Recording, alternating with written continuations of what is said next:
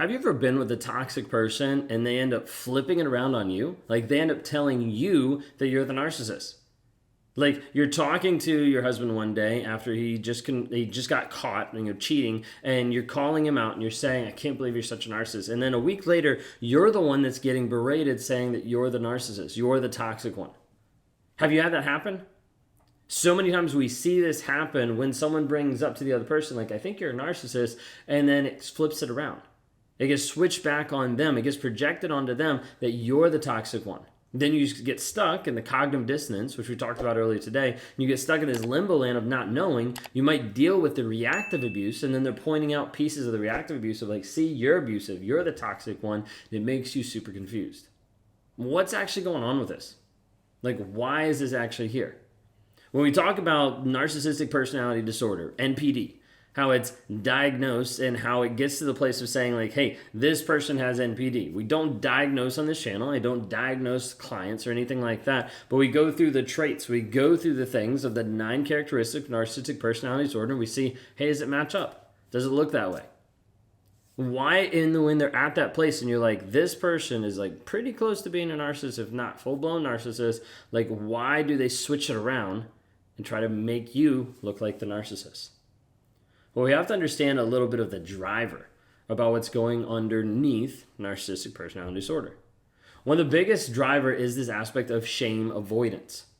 You see, as a narcissist, I want to be able to avoid shame as much as possible. So I would do that in all aspects of my life, however I felt needed or necessary to do so.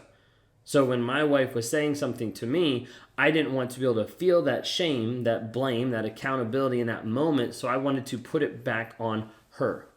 I wanted to give it to someone else. I'll give you a recent example.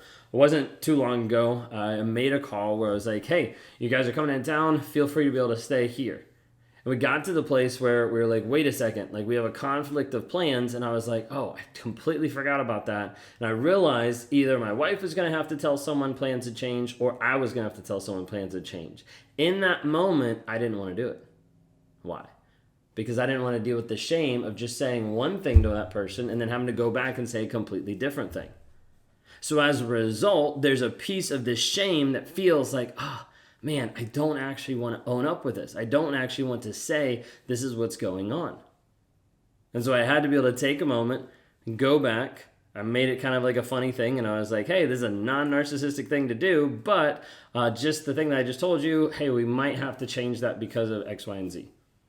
There was a piece of me that felt so bad, not how they were going to respond, but how that was going to make me look. And I had to get over that because that shame piece is one of the biggest things that's affecting a narcissist. Typically with shame and guilt, a narcissist is going to switch it around and try to blame it and put it on someone else. So they don't look bad, so they don't feel bad, so they don't actually own up to the things that they do. The aspect of blame is taking this blame piece and putting it on another person to be able to avoid the shame and guilt and to place it on another person. To put that shame, that guilt on another person when it's not true. But the whole goal is let me get away from it. This is the process of projection. Narcissist is putting an image on you that's not true. But the whole idea is let me put that on you so I don't have to deal with it, so I don't have to feel it, so I don't have to approach the possibility of that actually being true in my life. It's this whole drive of avoidance of accountability. It's this whole place of like, I want to be able to get away from being accountable for the things you're holding me accountable. I want to be able to get away from the truth. Oftentimes I would do this by lying, by just saying, no, I didn't do that. By deflecting the conversation and by gaslighting to try to make sure that I wasn't held accountable. It wasn't just that I wasn't doing that. I was like, are you serious? You're actually questioning that right now? Like, I can't believe you'd actually say that about me. Trying to flip it around to make the other person feel bad for even bringing up a concern. Everybody's opinions and concerns and criticisms were always an attack on me. It's the story I told myself. So I had to push back. I had to fight. I had to deflect. I had to defend. I had to tell myself all these different stories and thoughts and ideas to be able to avoid being held accountable. To be able to avoid being guilty. To be able to avoid that shame. With the projection piece, oftentimes it's used to deflect attention. Like, it's not just avoiding that accountability, but it's also let me reduce the attention that's actually put on me. And you might be like, I thought a lot of narcissists like attention. They do, and attention and admiration, but there's a piece of it that I want to deflect it when it's calling me out. I want that attention to boost myself up, right? But not when it's calling me out on the shit that I've just done. And so this idea of like, let me deflect it by accusing you of the same thing that I'm doing. So we'd see that at times in my relationship where I'd accuse my wife of cheating. She's never cheated. I had. And I was the one that was projecting it onto her.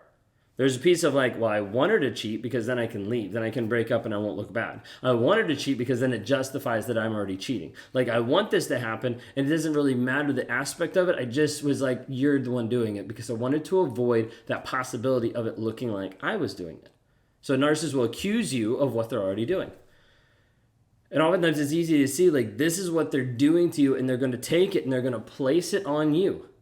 You're like, wait a second, like, I'm not angry. The narcissist is like, yeah, you're angry. Like, I can't believe you're angry. And you start to realize they're switching stuff around. They're placing it on you. It's this thought process that if I feel angry and I put it on you, then that anger I don't have to deal with. I've compartmentalized. I've boxed it up. I've shipped it over to you, and now I don't have to deal with it.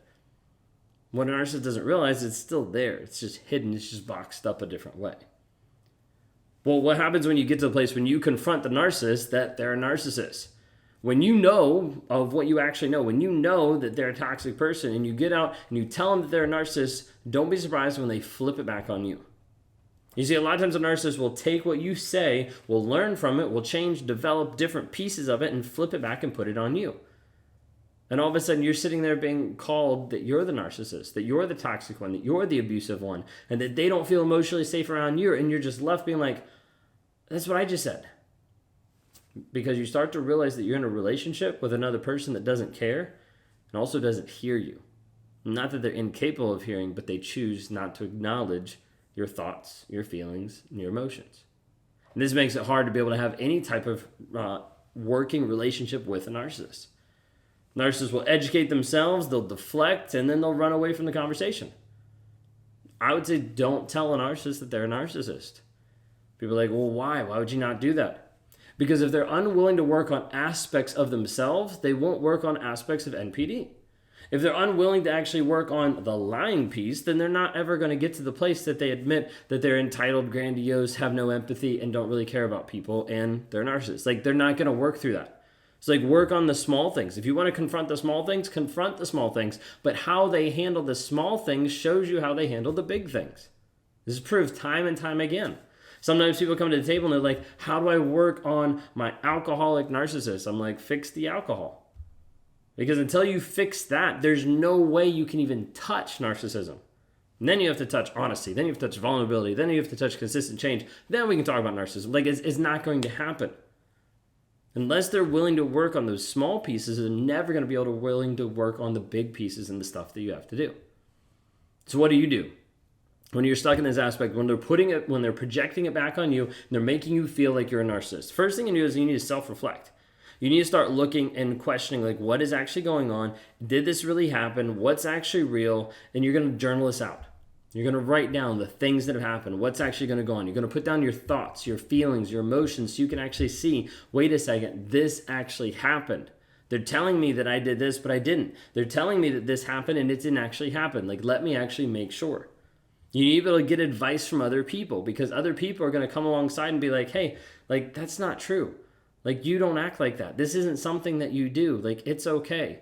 And once you see that advice, you're like, oh, now I get it. Now I understand that this is something completely different. But until you get a different perspective, sometimes you only take the narcissist perspective and you're like, well, maybe I am toxic. And you have to get clarity from that confusion, to be able to find the truth, to be able to see what's actually real, what's actually happening. Like, you have to focus on that. Once you're able to get that clarity, you're able to see the game that's being played, and you're able to step away mentally and emotionally from that toxic game that is being played. You have to know, like, what you've actually given to him and what he's given to you. Now, what I mean by that is, like, how much have you changed in the relationship versus how much has he changed? Because a lot of times we'll find people that have modified and molded so much of their personality, but they haven't had anything get reciprocated back to them. You'll see a person in the relationship where you have given over and over and over to him, but he's unwilling to actually give back. Like my wife continued to provide and help and be there and support through all this hard stuff, and I wasn't willing to do that back. And if you're in that situation, like you need to understand, like that's not a you problem, that's a him problem. Like that's not something that you made happen, that's something that he chose not to show up and not to support, love, or care for you. But oftentimes we're stuck in the limbo, in the cognitive dissonance, stuck not knowing what to believe. And we have to be able to take a look not at the words, but at what's being demonstrated, what's being actually shown on a day-to-day basis. If you don't see honesty, vulnerability, or consistent change, you need to leave. My goal is to lead and help guide you to the truth. We do that on all the platforms through awareness, growth, healing, change, and development. That's the 5 stages that we have in Raw Motivations to help you move through your healing process so that you can get free. I invite you to go to escapetoxicity.com today to be able to check out what we actually offer and where the progression goes, of helping you understand what narcissism is, of helping you define and see it, of helping you move forward, seeing visuals and videos and thoughts and ideas and daily shares and connecting with other survivors of how to be able to step by step systematically get free from that toxicity. Check out the link below, escapetoxicity.com.